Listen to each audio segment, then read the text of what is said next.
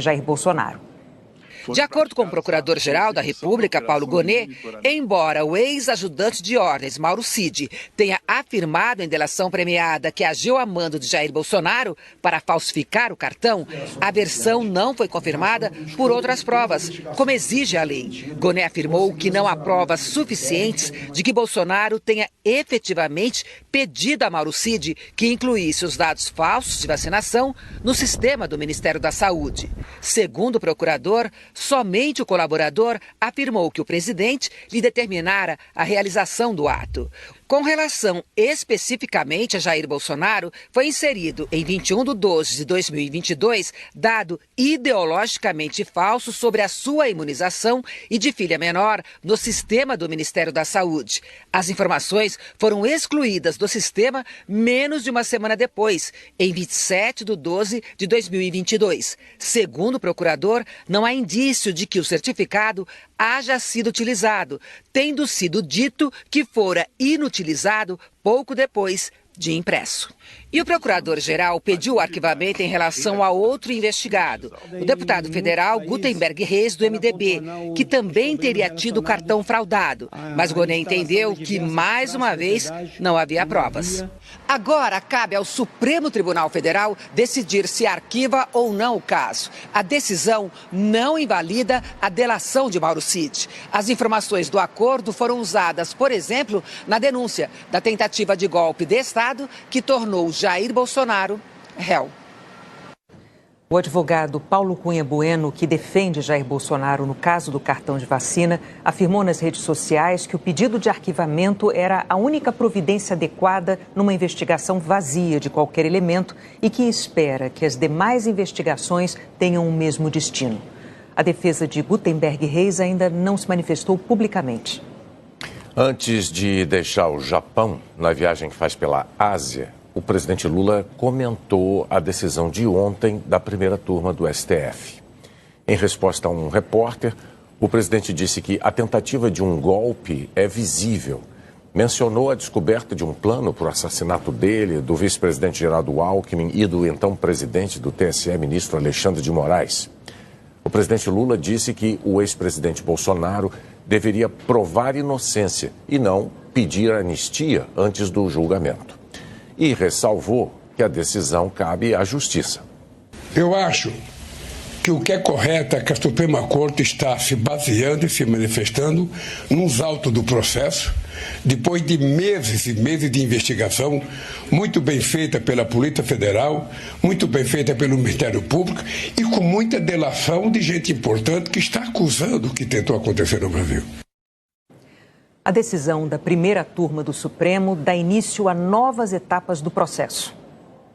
O primeiro passo é a publicação do acórdão com o resultado do julgamento de ontem, o que marca a abertura da ação penal. A partir daí, as defesas podem pedir esclarecimentos à própria primeira turma do Supremo sobre pontos da decisão dos ministros. E já começam a correr os prazos do processo para a Procuradoria-Geral da República e para os advogados dos 8 réus do chamado núcleo crucial da tentativa de golpe. O ex-presidente Jair Bolsonaro, os generais da reserva Augusto Heleno, Paulo Sérgio Nogueira e Walter Souza Braga Neto, o almirante Almir Garnier Santos, o tenente-coronel Mauro Cid, o deputado federal Alexandre Ramagem e o ex-ministro da Justiça Anderson Torres. É a fase de instrução penal. A etapa leva meses e não tem um prazo definido.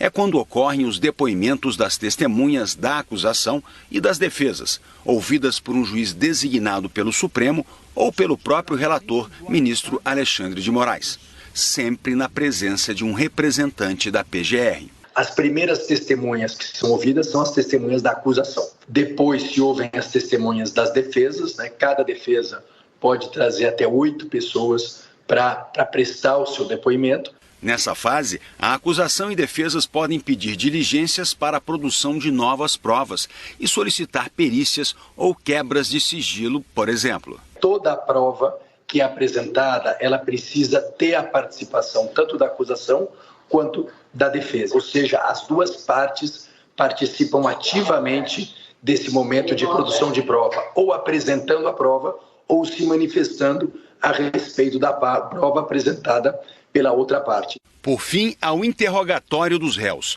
Primeiro será ouvido o tenente-coronel Mauro Cid, que assinou o acordo de colaboração premiada e confessou os crimes. Depois, os demais acusados, que podem permanecer em silêncio. Finalizada essa fase, a acusação e as defesas terão 15 dias para apresentar suas alegações finais, os últimos argumentos de cada lado. Aí cabe ao presidente da primeira turma do Supremo, ministro Cristiano Zanin, marcar a data do julgamento para decidir se os réus vão ser condenados ou absolvidos. Eles são acusados de 5 crimes: tentativa de golpe de Estado, abolição violenta do Estado Democrático de Direito, organização criminosa armada, dano qualificado ao patrimônio da União e deterioração de patrimônio tombado. A denúncia aponta a existência de outros 4 núcleos. Em abril, a primeira turma vai julgar se torna ou não réus os integrantes do núcleo acusado de gerenciar as ações golpistas. E em maio, os núcleos dos acusados de espalhar desinformação sobre as urnas eletrônicas e dos supostos responsáveis por ações táticas dos atos golpistas.